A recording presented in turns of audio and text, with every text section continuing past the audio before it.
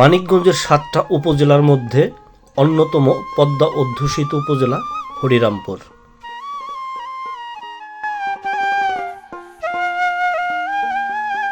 তেরোটি ইউনিয়ন নিয়ে গঠিত এই হরিরামপুর উপজেলা।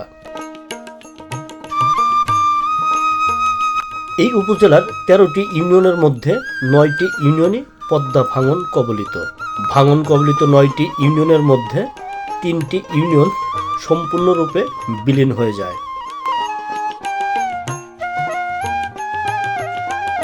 বিলীন হওয়া ৩টি ইউনিয়ন হল আজিমনগর, সুতালুড়ি এবং লেসরাগঞ্জ।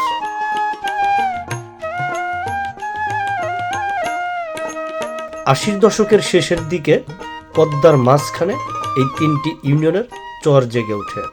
পরবর্তীতে সেখানে জনবসতি গড়ে ওঠে।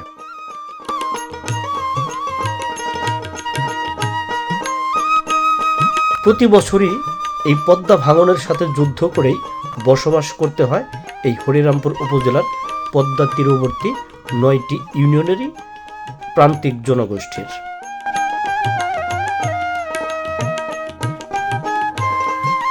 কৃষি নির্ভর এই হরিরামপুর উপজেলার গোখাদ্যের জন্য মানুষ ছুটে চলে পদ্মার মাঝখানে জেগে ওঠা চরে।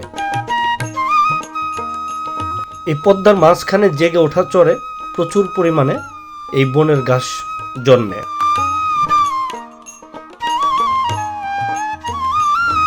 এই বন ঘাসগুলো এই নদী পাড়ের মানুষগুলো সংগ্রহ করে গোখাদ্য হিসাবে ব্যবহার করে থাকে।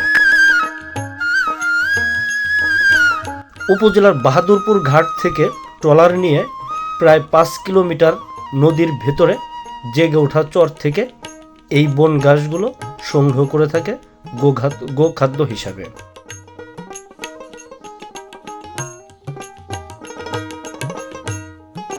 এই ঘাস সংগ্রহ শুধু পুরুষই নয়, নারীরাও এই কাজে সহায়তা করে থাকেন।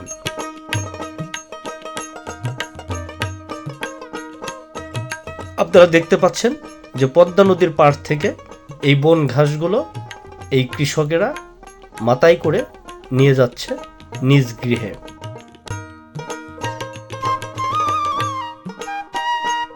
এবং এই ঘাসগুলো নারী পুরুষ সম্মিলিতভাবে সবাই সংগ্রহ করে এই পদ্মার মাঝখান থেকে।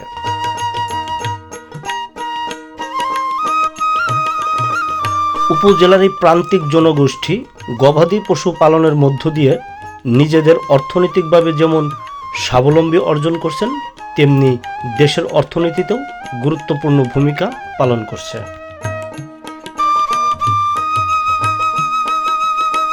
প্রতি বছর কুরবানির হাটে দেশের বিভিন্ন অঞ্চলে এ উপজেলা থেকে হাজার হাজার গরু কুরবানির বাজারে চলে যাচ্ছে।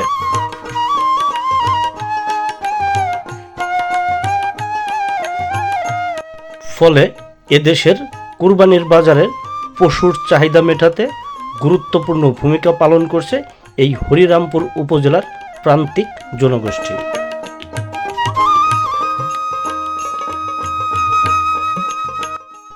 সবাই ভালো থাকবেন, সুস্থ থাকবেন এবং হৃদয় সামতির সাথেই থাকবেন। দেখা হবে আগামী কোনো পর্বে। আল্লাহ হাফেজ।